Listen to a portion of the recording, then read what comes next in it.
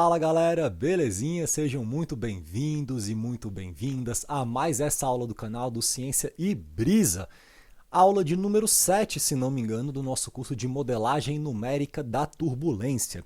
E na última aula, eu finalizei a aula falando que ia contar uma história em relação a essa questão assim das leis de parede. A gente apresentou o modelo do comprimento de mistura do Prandtl, aquele modelo mais rudimentar e simples, para tentar quantificar essa viscosidade turbulenta, e esse modelo nos levou à dedução de uma espécie de lei de parede para representar esse comportamento de um perfil de velocidade nas imediações de um contorno sólido, né? E aí esse perfil de velocidade ele contempla algumas sub-regiões dessa parte mais interna da camada limite turbulenta.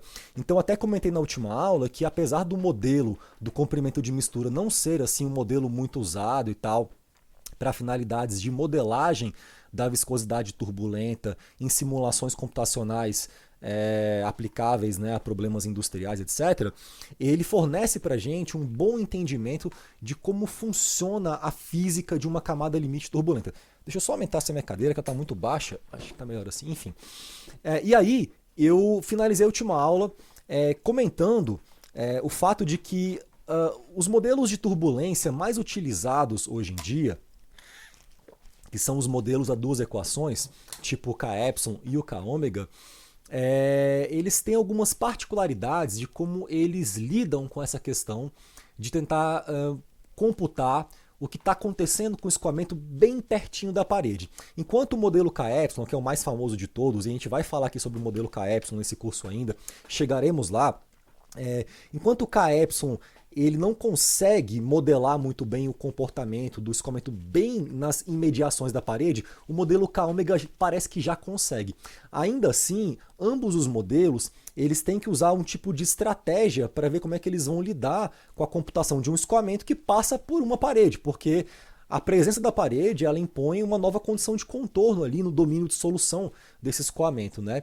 Então, se eu mudo a forma da parede, eu mudo as características do escoamento em torno desse corpo. Consequentemente, a gente tem que ser capaz de trazer essa condição de contorno física para as equações governantes e em todo o domínio espacial, esses termos que vão se balancear nas equações diferenciais parciais que descrevem essas relações, de variação no espaço e no tempo do campo de velocidade, pressão, etc., cada termo dessa equação tem que estar bem discretizado no espaço. Então o que acontece geralmente é que na parede ali a gente tem gradientes muito intensos, mudanças muito intensas, né? A camada limite geralmente ela é muito pequena, ainda mais para um escoamento em alto Reynolds, a gente sabe disso já.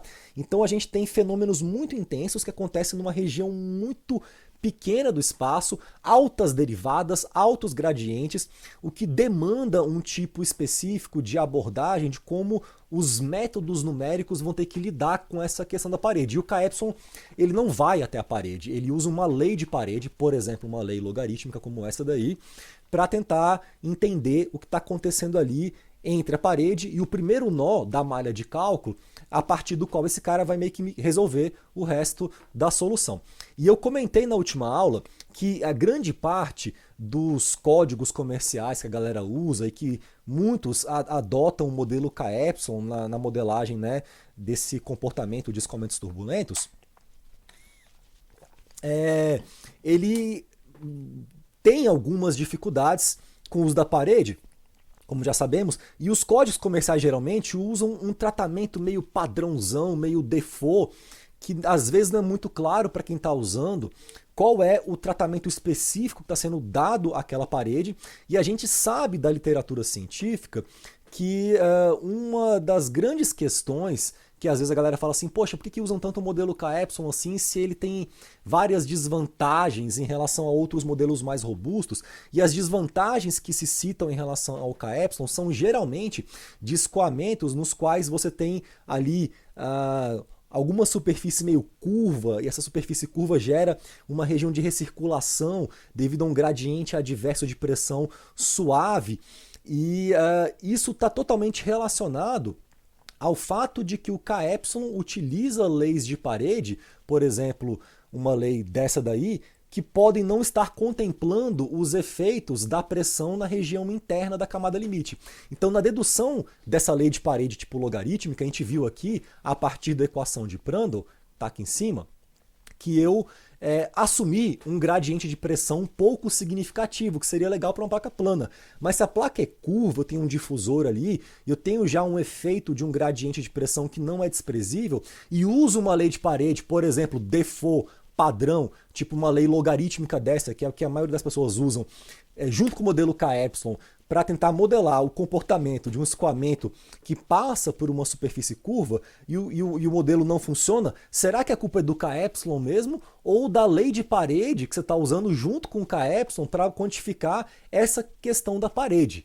Então, esse entendimento de que o que acontece na parede é carreado para o resto do domínio de cálculo, isso é muito importante. E aí eu falei que ia contar uma história relacionada, inclusive, a como eu comecei a mexer com turbulência e que tem tudo a ver com essa questão. Quando eu comecei a mexer com pesquisa, há muito tempo atrás, o meu primeiro trabalho assim de iniciação científica, ele foi com o professor José Luiz, lá da UNB, e o Zé Luiz, na época, assim, ele trabalhava com um código acadêmico que simulava escoamentos turbulentos bidimensionais, que ele ajudou a desenvolver quando ele foi para a França, no meados dos anos 80, fazer lá um doutorado. Então essa história é interessante porque ela mostra essa evolução da pesquisa científica em simulação computacional de lá para cá. Pois bem, qual que era o lance do doutorado do professor José Luiz, que foi o meu primeiro orientador, né, o meu avô acadêmico, uma pessoa a qual sou muito grata e que me ensinou muito. A ideia era que ele auxiliasse uma equipe lá na França a desenvolver uma estratégia para estabilizar numericamente o cálculo dessa condição de contorno no primeiro nó da malha, que demandaria o uso de uma lei de parede para que o modelo KY pudesse assumir daqui para cima e pudesse usar leis de parede um pouco mais sofisticadas para modelar esse comportamento da região interna da camada limite turbulenta sem problemas de estabilidade numérica. O que acontece é que pela cara desse perfil, TSLN aí, isso pode levar a algumas problemáticas que eu não vou aqui entrar muito em detalhes, que são estritamente numéricas e que faz com que muitas vezes a gente não consiga implementar outras leis de parede mais interessantes junto com esse modelo KY, porque existem questões aí de instabilidade numérica associada. Então o Zé foi para a França e trabalhou no desenvolvimento de um algoritmo que estabilizava esse cálculo, porque na época a galera queria usar o modelo KY para simular o escoamento dentro de uma turbina de avião ali, que era usado para finalidades de você gerar uma película de ar para evitar que o fogo da câmara de combustão tocasse a parede, então era uma película de ar que servia ali como proteção para a integridade estrutural de uma turbina aeronáutica e que, dependendo da geometria interna desse canal dentro da turbina por onde passaria esse filme de ar, esse cara poderia ter descolamento de camada limite, o que perderia esse filme, né, de proteção para a turbina, e isso poderia gerar acidentes aéreos e tal, e a galera queria simular então uma geometria que era muito complicada, curva, usando o modelo KY, e na época, isso aí meados dos anos 80, as pessoas ainda estavam tentando entender, né, esses modelos todos de turbulência que estavam chegando e quais eram mais interessantes para quais situações físicas, porque também existia uma limitação muito forte de poder computacional da época das máquinas para poder calcular e simular esses escoamentos. Então, a procura de uma estratégia barata, viável, prática de simular escoamentos turbulentos era uma demanda da indústria que levou a essa construção de uma série de modelos para isso, tá? Pois bem, então o Zé Luiz implementou isso na França, trouxe para o Brasil esse código e eu comecei a trabalhar com ele tentando ver como é que a gente poderia aplicar essas mesmas ideias de uso de leis de parede mais sofisticadas, capazes de computar mecanismos físicos dentro da camada limite turbulenta não contemplados por essa lei logarítmica, que é muito simples, que vem desse modelo do comprimento da mistura, que desconsidera os efeitos dos gradientes de pressão dentro da camada limite, só que num contexto de transferência de calor. Então, quando a parede também está quente e eu tenho condições de contorno térmicas ali, como é que fica essa questão de como o Kε vai puxar esses dados térmicos da parede para assumir o comando da simulação do primeiro nó da malha de cálculo para o resto do domínio sem chegar na parede em si. Então aqui eu queria mostrar algumas coisas interessantes. Esse aqui é a minha dissertação de mestrado, tem muito tempo que eu fiz isso daqui, né? E enfim, dá saudades inclusive, tá?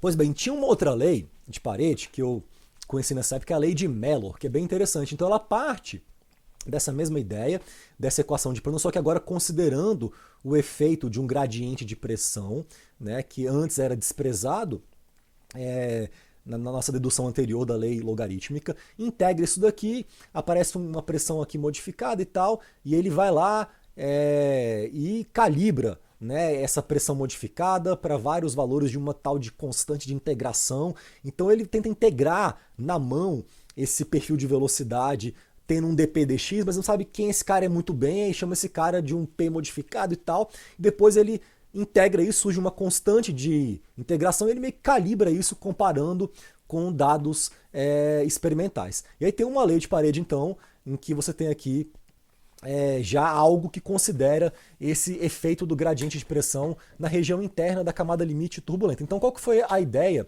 que eu tentei trabalhar aqui no meu mestrado só para compartilhar com vocês? A gente pegou várias geometrias, várias assim.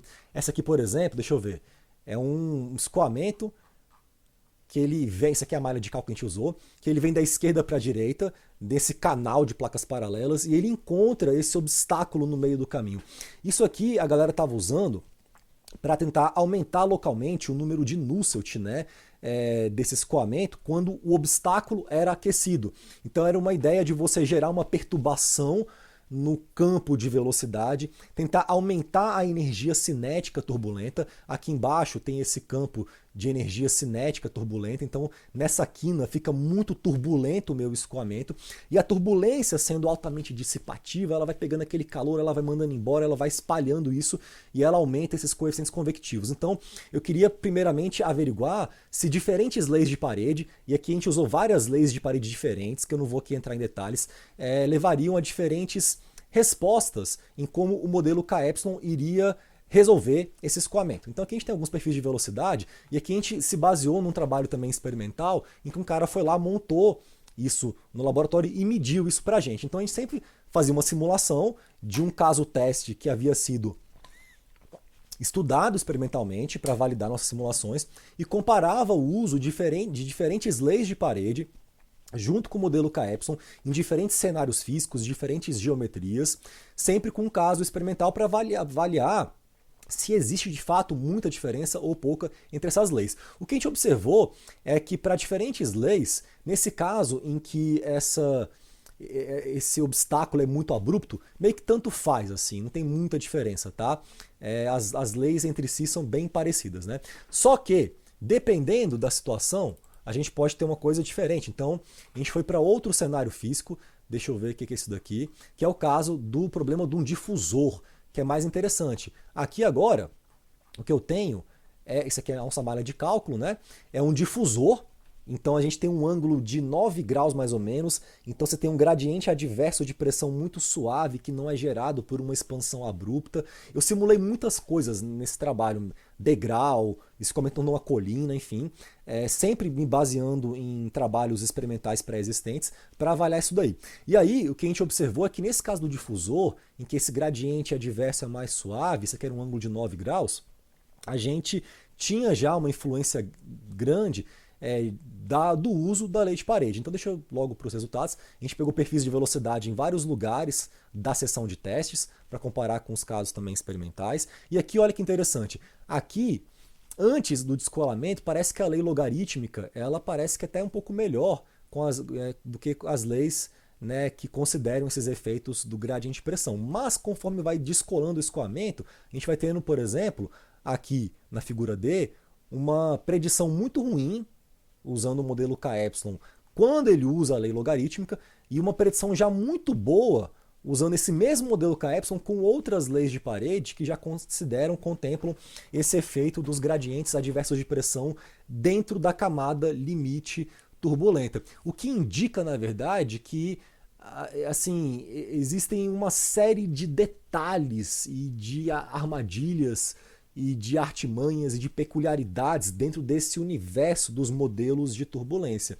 Né? Muitas vezes, quando você usa um código comercial, que você não tem acesso ao código-fonte, que você opera aquilo como se fosse uma caixa preta e você não sabe muito bem o que está sendo considerado, né? Isso pode ser muito perigoso. E aí você, de repente, aprende que o modelo KY não funciona, por exemplo, quando você tem um descolamento de camada limite induzido por gradientes adversos suaves de pressão, quando na verdade a culpa não é do KY, mas é do tratamento que você está dando para a região de parede junto com o KY. Sabe? Então isso aí sim vai gerando inclusive deficiências de formação por parte dos alunos. Eu já cansei de participar de banca, de trabalho final de curso, até de mestrado, em que a pessoa usa um código comercial e quando você começa a perguntar o que está sendo considerado na modelagem, né, matemática do sistema físico que está sendo resolvido usando esse programa, a pessoa não sabe porque aperta botão. E aí vira aquela caixa preta, tá? Então é importante que a gente tenha clareza das coisas. Enfim, eu não vou falar mais sobre isso, isso aqui era mais uma curiosidade para comentar o fato de que esse uso do modelo do comprimento de mistura do Prandtl, ele leva a essa lei de parede logarítmica, que ela é muito famosa, ela é muito clássica, ela é a mais usada, né? Mas existem outras leis de parede. Essas outras leis geralmente são mais instáveis numericamente, porque elas envolvem cálculos mais não lineares, e isso gera problemas sérios de instabilidade numérica no teu código, se você não fizer um tipo de esforço para poder resolver esse problema. Né? Contei aqui que a tese de doutorado do meu primeiro orientador foi uma tese voltada ao desenvolvimento de uma estratégia numérica de estabilização de cálculo para que algumas dessas leis de parede mais sofisticadas pudessem ser usadas. Então, nem sempre a culpa é do KY. Você pode estar operando o KY de maneira equivocada, tá? Bom, dito isso, cara, a gente está falando de KY aqui, né, há um tempo já, e eu tô querendo chegar no modelo KY, mas eu senti que ao invés de pular diretamente do modelo do comprimento de mistura para o KY, seria interessante eu trazer aqui algumas ideias bem assim conceituais, fenomenológicas, físicas, baseadas na teoria do Kolmogorov, que é uma teoria muito bacana, muito sofisticada e muito elegante para explicar a turbulência. E porque dentro dessa teoria a gente vai adquirir um entendimento melhor do que é K e do que é Epsilon.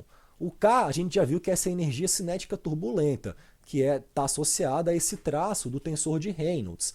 Né? Mas o Epsilon a gente ainda nem falou muito dele, que tem a ver com essa taxa de dissipação dessa energia cinética turbulenta. Até porque a gente não tem ainda uma teoria legal que nos explique como que a turbulência ela é dissipada dos vórtices grandes para os vórtices pequenos. E é disso o que trata basicamente essa teoria do Kolmogorov. Eu quero só ver há quanto tempo eu estou aqui falando para ter mais ou menos uma noção. Tem já 18 minutos. Beleza, e do tempo aqui para a gente poder apresentar então essa teoria. Então na aula de hoje eu queria falar sobre a teoria do Kolmogorov. Então aqui nesse comecinho assim tá basicamente um resumo, né? Vou passar aqui bem rapidamente. A gente viu na última aula esse modelo do comprimento de mistura do Prandtl, que é usado para quantificar essa viscosidade turbulenta. A gente viu que ele era muito grosseiro porque ele não consegue capturar o que de fato está acontecendo com essas flutuações de origem turbulenta. Ele não retrata essa fenomenologia de maneira muito precisa, mas que apesar dessas inconsistências, ele dá uma ideia muito boa para a gente do que está rolando no interior da camada limite turbulenta. Tá? Na aula de hoje a gente vai começar a construir aqui entendimentos. Eu falo aula de hoje, mas pode ser que essa aula dure 2, 3, né? Eu não sei, assim, mas a partir desse momento a gente pretende então apresentar alguns modelos de turbulência mais completos que vão tentar incorporar o que está de fato acontecendo do ponto de vista físico dentro de um escoamento turbulento e que explique essa forma que a gente tem de entender como a energia ela é dissipada das grandes para as pequenas escalas por meio das flutuações turbulentas, e quem vai falar isso para a gente vai ser a teoria do Kolmogorov, tá? Pois bem, então o que é abordado nessa teoria do Kolmogorov, né? Ela basicamente descreve três aspectos fundamentais que estão vinculados a um escoamento turbulento. Primeiramente, ela vai tentar dar uma explicação física sobre como essa energia oriunda das flutuações turbulentas, ela é transferida dos grandes vórtices para os pequenos vórtices, tá? E vai dar uma proposta muito mais elaborada do que a do Prandtl. Ela também fala quanta energia você consegue armazenar em um vórtice de um dado tamanho e quanta energia também é dissipada por um vórtice de um dado tamanho. Então ela vai trabalhar escalas de vórtices turbulentos e vai tentar separar por meio de diferentes escalas características dos próprios vórtices, quais são os mecanismos dominantes em cada escala que vão ser responsáveis por esse processo de transferência de energia dos grandes vórtices para os pequenos vórtices. Tá? Então é isso que ela se propõe a fazer. Aqui eu coloquei uma figurinha esquemática que explica mais ou menos essa ideia de que conforme eu vou aumentando o número de Reynolds, eu vou quebrando esses vórtices maiores em vórtices cada vez menores. Então existe uma correspondência entre esse tamanho típico das menores estruturas e o número de Reynolds do escoamento. E essa correspondência vai no sentido de que para Reynolds cada vez maiores, eu vou ter as menores estruturas turbulentas sendo cada vez menores, o que vai demandar malhas de cálculo cada vez mais refinadas, caso eu pretenda fazer uma simulação numérica direta para capturar o que está acontecendo com esse escoamento turbulento quando eu vou aumentando o meu número de Reynolds. Tá? Então são mais ou menos essas ideias que vão ser aqui então abordadas na teoria do Kolmogorov. Esse cara aqui olhando para você com essa cara desconfiado é o Kolmogorov, um gênio assim completamente incrível, né? E até falar assim uma coisa redundante, um gênio genial, né? Porque esse cara realmente é brilhante. E ele vai trazer então aqui algumas ideias que a gente vai apresentar na forma de tópicos, vai falar sobre cada tópico e vai se permitir ficar um tempo em cada tópico para ir construindo um entendimento, né, dessa teoria. Você pode inclusive assistir esse pedaço da aula, se você quiser, de olhos fechados. Tá? A lousa ela vai estar a serviço de ir organizando ideias, mas o que mais importa é o discurso. Claro, exceto nos momentos em que eu vou apresentar aqui alguns equacionamentos matemáticos, algumas fórmulas, tá? Mas percebam que assim é uma lousa muito textual, porque o que importa para a gente aqui é entender essa física principalmente, e a gente vai usar aqui basicamente equações muito simples, oriundas de hipóteses e análises de escala, e análise dimensional para entender muitas coisas fascinantes a respeito do funcionamento físico de um escoamento turbulento. Tá? Então, primeiramente, é importante a gente se situar em relação aonde essa teoria se ancora. E a primeira ancoragem que a gente vai colocar aqui é essa hipótese que vai estar sempre atrelada à teoria do Kolmogorov de que o escoamento ele é completamente turbulento, ou seja, não contempla essa zona cinzenta que a gente conhece como transição. Tá? Então eu estou num limite assintótico em que ele é totalmente turbulento. O outro limite assintótico seria o creeping flow, low Reynolds number flow, né, microhidrodinâmica, seria esse outro limite em que eu não tenho nada a ver com turbulência, que eu não tenho nada a ver com termo convectivo, em que a difusão é forte. Tá? Então aqui eu estou no regime 100% turbulento. Bom, a gente já viu aqui isso várias vezes, que a turbulência é um fenômeno de múltiplas escalas, então ela está associada a vórtices de diferentes tamanhos. Aqui eu vou definir um vórtice turbulento como sendo um movimento de origem turbulenta, tem que ter flutuação, e ele é localizado numa região de tamanho que eu vou chamar de L, e que pode ser entendido como moderadamente coerente sobre essa região. Então parece que tem uma estrutura ali desse vórtice, né, que seria uma estrutura física, a gente pode até utilizar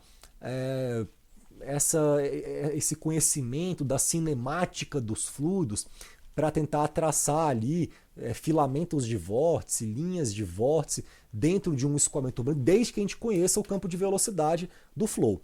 Então, se eu tenho esse campo de velocidade, a velocidade em x, y, z, em cada ponto do espaço, em cada instante de tempo, eu posso então definir ali linhas de vórtice que vão me dar uma pista visual dessa coerência das estruturas turbulentas. Tá?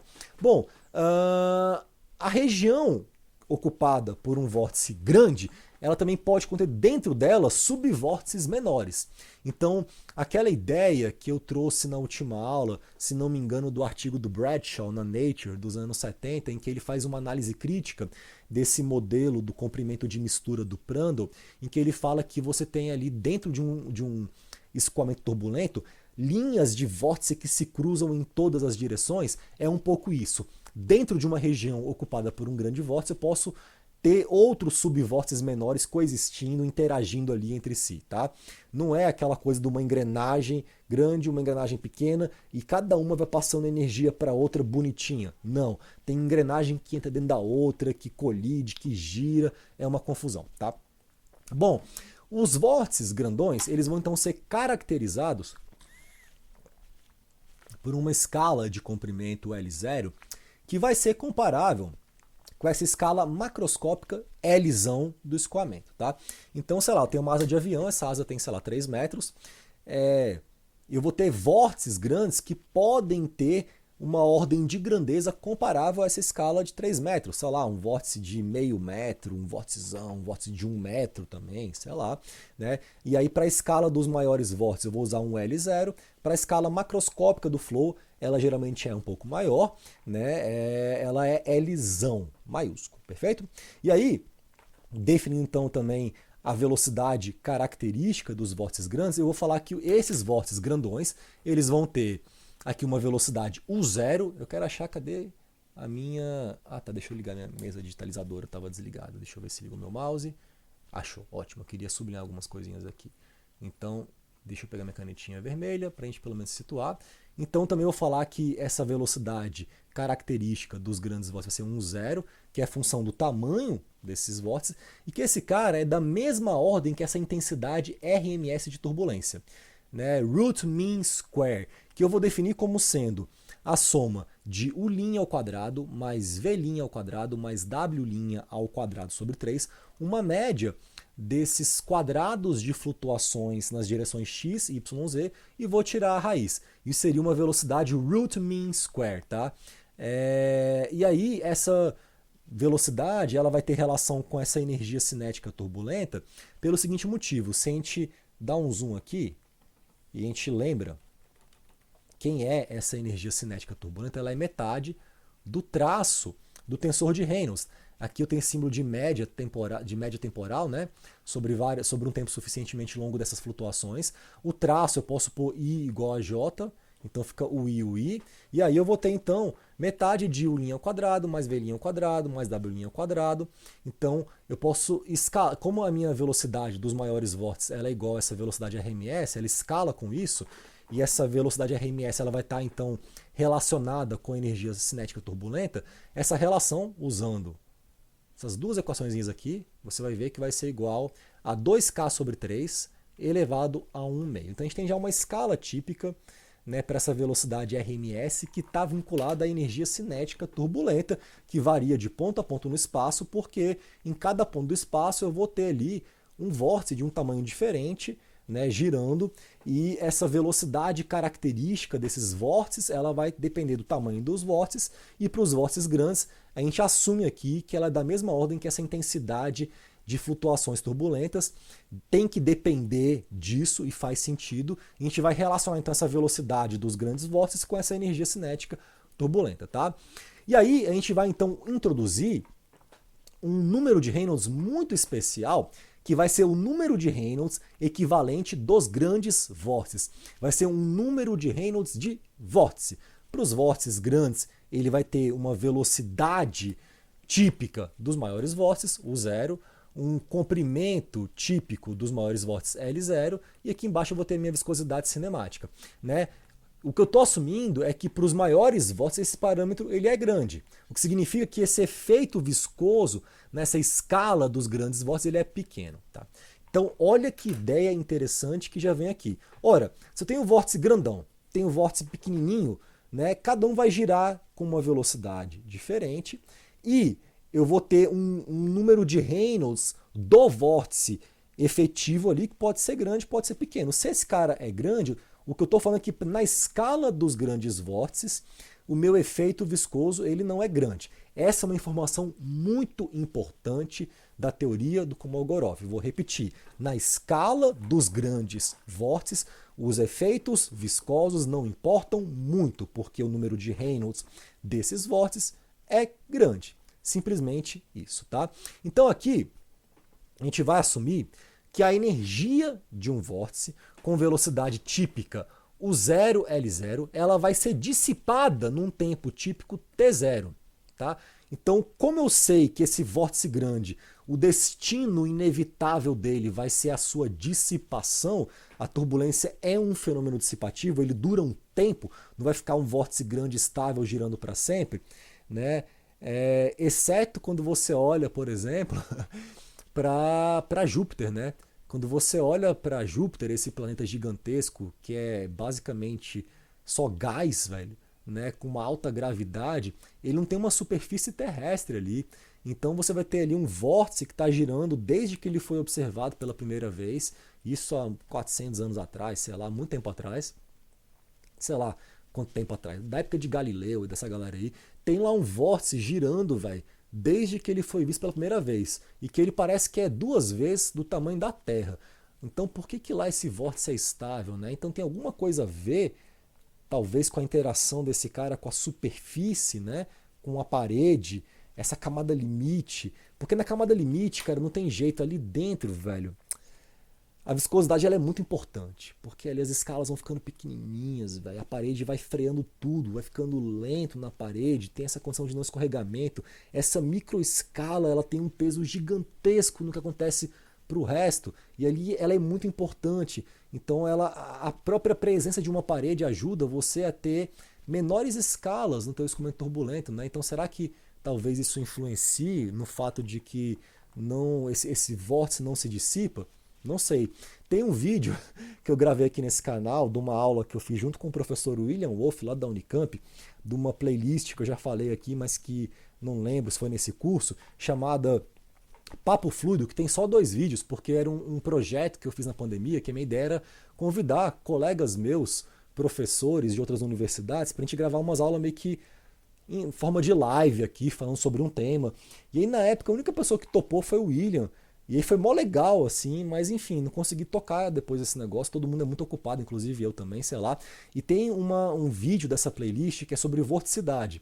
E lá a gente fala sobre isso. Se você ficou, enfim, interessado, curioso em saber sobre esse vórtice de Júpiter, vai lá nesse vídeo, que lá a gente fica filosofando sobre isso. Mas enfim, essa energia dos grandes vórtices, uma hora será dissipada. E a gente vai então definir uma taxa de dissipação dessa energia cinética turbulenta, que eu vou chamar de epsilon. Então eu tenho essa nova variável, que é o epsilon do modelo K epsilon, que está associado a essa taxa de dissipação da energia cinética turbulenta. Então aqui, o que eu vou propor? Que eu vou ter um tempo de dissipação da energia desse vórtice, um tempo vinculado a essa taxa de dissipação, e esse cara vai ser K sobre epsilon.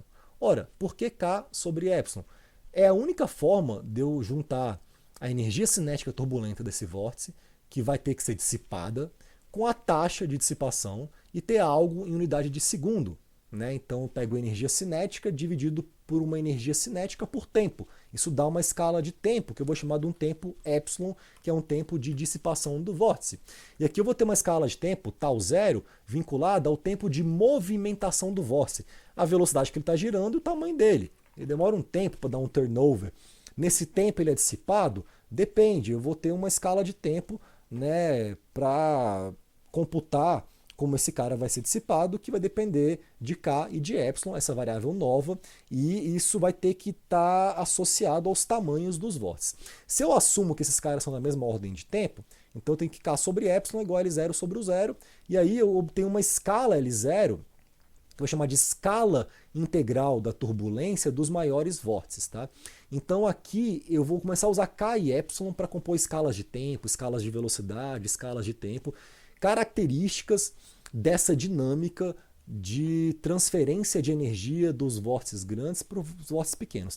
Aqui, esse U0, eu usei essa equação que eu obtive aqui em cima, essa definição de que esse U0 tem que escalar com essa velocidade RMS, para relacionar esse cara com a energia cinética turbulenta e obter uma escala integral da turbulência dos maiores vórtices, que vai ser K elevado a 3,5 sobre Epsilon. Isso daqui, façam em casa o teste, esse cara vai dar metro, tá? Beleza? Então, prosseguimos aqui.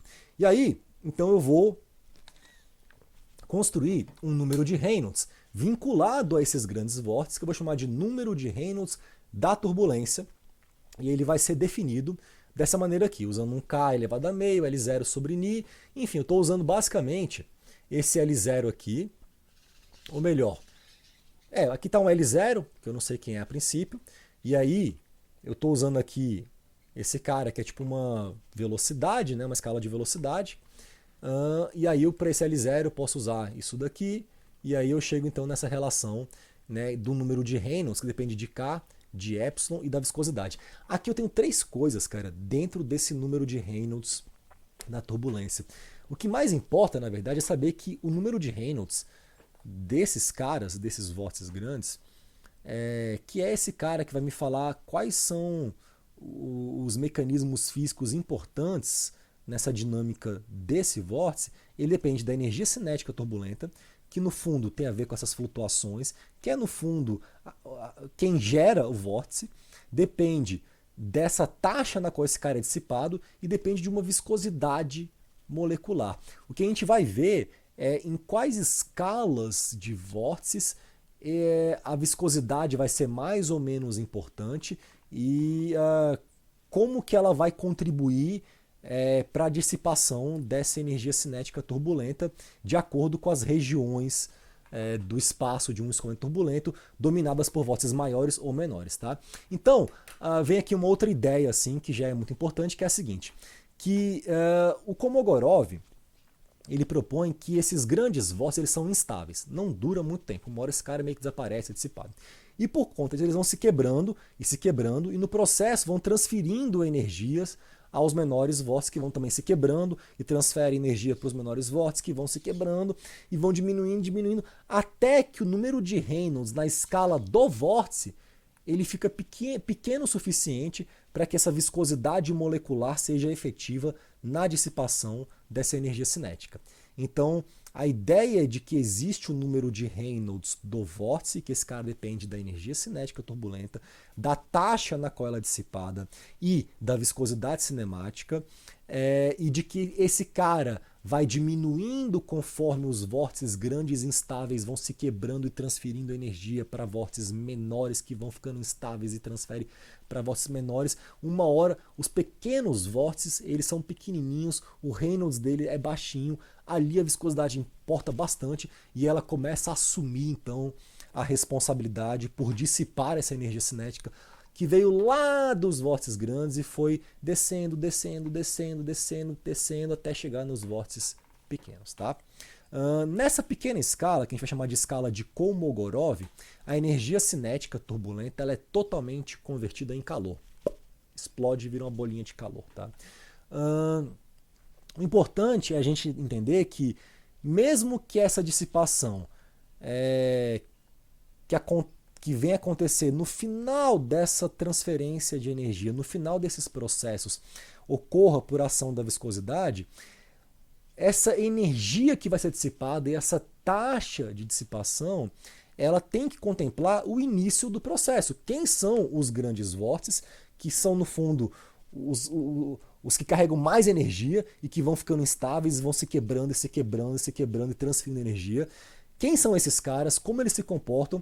Porque isso vai ser importante para eu poder tentar quantificar como essa energia está sendo dissipada, quanto de energia, qual que é a taxa da dissipação da energia. Tá?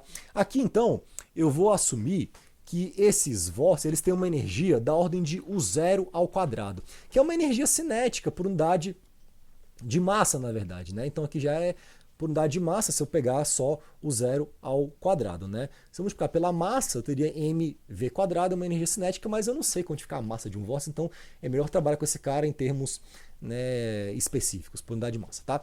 Então tem essa energia dessa ordem, e tem uma escala de tempo, né, tal zero, de tal sorte que essa taxa de transferência de energia que vem lá dos grandes vórtices, ela tem que escalar com o 0³ sobre L. Tá? Então isso aqui, eu estou falando tudo já por unidade de massa. Tá? A energia cinética turbulenta por unidade de massa escala com isso. Né? A taxa de dissipação da energia cinética turbulenta por unidade de massa escala com o 0³ sobre L. E para Reynolds grande, né, esse cara não pode depender da viscosidade molecular. Tá? Então essa é uma hipótese de que lá na grande escala a viscosidade não é relevante. Vai ser K e vai ser Epsilon. Isso aqui é uma ideia importante. Uma outra ideia fundamental na teoria do Kolmogorov é de que qualquer tipo de viés direcional que venha lá dos grandes vórtices, deixa eu inclusive fazer o seguinte, cara, eu vou sublinhar o que eu estou falando em cada momento para ficar mais organizado. Então, essa outra ideia é de que essas influências direcionais dos grandes vórtices elas vão se perdendo nesse processo caótico de redução de escala, conforme eles vão sendo quebrados e transferindo essa energia aos menores vórtices. Depois aqui menori. Deixa eu pôr menores. De tal sorte que nas pequenas escalas, nas menores escalas, esses movimentos turbulentos, eles são estatisticamente isotrópicos, o que eles chamam de local isotropy, mesmo que as estruturas grandes não sejam isotrópicas. Ou seja, se lá na grande escala eu tenho um comportamento anisotrópico desses grandes vórtices, e eu vou ter mesmo, se eu tiver, por exemplo, uma direção preferencial, né? Se eu pego um escoamento, o carro está aqui, está vindo para cá, então eu posso imaginar que tem um fluxo de ar vindo para cá. Esse cara é altamente direcional, os vórtices vão querer se esticar na direção do flow e tal. Mas conforme eles vão quebrando, então nas pequenas escalas, esses caras já não lembram mais, velho, se eles estavam esticados numa direção, estavam em outra, porque essa transferência de energia dos grandes vórtices para os pequenos, ela acontece de maneira muito caótica e essa memória vai sendo perdida, tá? Então essa é uma ideia assim importante da teoria do Kolmogorov.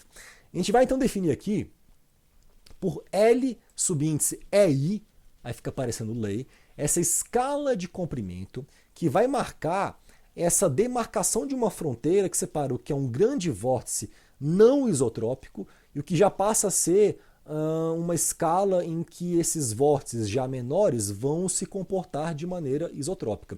Então, para muitos escoamentos em altos Reynolds, uma recomendação que se tem, assim, com base em uma série de estudos estatísticos sobre o comportamento de escoamentos turbulentos, é de que essa fronteira ela vem mais ou menos quando você pega essa escala L0 dos grandes vórtices e divide por 6. É uma recomendação. Tá? O Kolmogorov ele fala ainda o seguinte, que não são só as informações direcionais que vão se perdendo nesse processo de redução de escala, mas que todas as informações sobre a geometria dos vórtices também se perdem, fazendo com que essa estatística do movimento dos menores vórtices seja universal, independente das condições de contorno do escoamento turbulento. Essa é uma ideia muito, muito, muito importante, fundamental, e que na verdade é a ideia que, como é que eu posso colocar assim, que gera a base conceitual para que a gente possa utilizar, por exemplo, essa modelagem LESS de turbulência, que é o Large Edge Simulation, essa simulação de grandes escalas, que é um recurso computacional importante também, que já dá para a gente mais informações do que a Hans fornece, tem um custo computacional maior, mais elevado, mas que só pode existir porque o Kolmogorov está propondo a ideia de que nas menores escalas turbulentas o comportamento estatístico do meu escoamento é universal. Tanto faz se é um escoamento de água, de ar, no capô de um avião, num carro. É turbulento. Nas menores escalas é isotrópico e os vórtices pequenos eles nem lembram quem é a geometria, quem está lá fora, quem é, de onde vieram, aonde estavam, quem eram os vórtices grandes que o geraram. Isso vai se perdendo. Então eu tenho uma estatística universal das pequenas escalas. Essa é uma ideia muito bonita e muito profunda do Kolmogorov. Isso tem que ser internalizado por vocês, tá? Deixa eu ver aqui quanto tempo tem de aula já. Tem mais um tempinho, vamos continuar aqui. Bom, essa física desses vórtices pequenos, ela vai então depender da taxa na qual eles vão recebendo a energia das grandes escalas e da dissipação viscosa, né? Ou seja, a partir do momento que vão ficando muito pequenininhos, uma hora a viscosidade tem que entrar, tá? Então aqui a gente vai assumir que as escalas de comprimento, velocidade e tempo desses menores vórtices, elas devem depender de epsilon e de ni, devem. Então assim, eu estou falando da taxa de dissipação nas grandes escalas, né? A viscosidade não importa, eu vou ter uma taxa de dissipação epsilon que eu vou ter que depois me virar para quantificar, e nas pequenas só ela importa, então ni vai aparecer como um cara responsável por fazer a dissipação dessa energia que vem dos maiores vórtices quando chegam nos pequenininhos, tá? Então, por meio de uma análise dimensional muito simples, a gente pode formar escalas de tempo, velocidade e comprimento usando ni e epsilon. Basta você pegar as unidades de medida de cada um, né? O ni é metro ao quadrado por segundo, o epsilon ele escala com o 0 ao cubo sobre L0, né? Então vai ser metro quadrado por segundo ao cubo, se não me engano. Depois confiram isso daí com o que eu falei já enfim, aqui em cima desse U0, é isso mesmo. Enfim, confiram isso. E aí você vai ver que eu posso então formar uma escala de comprimento de Kolmogorov, uma escala de velocidade de Kolmogorov e uma escala de tempo de Kolmogorov, tá? As escalas de Kolmogorov são as menores de todas, aquelas nas quais eu já estou num regime em que a viscosidade assume o comando da parada, é a menor de todas.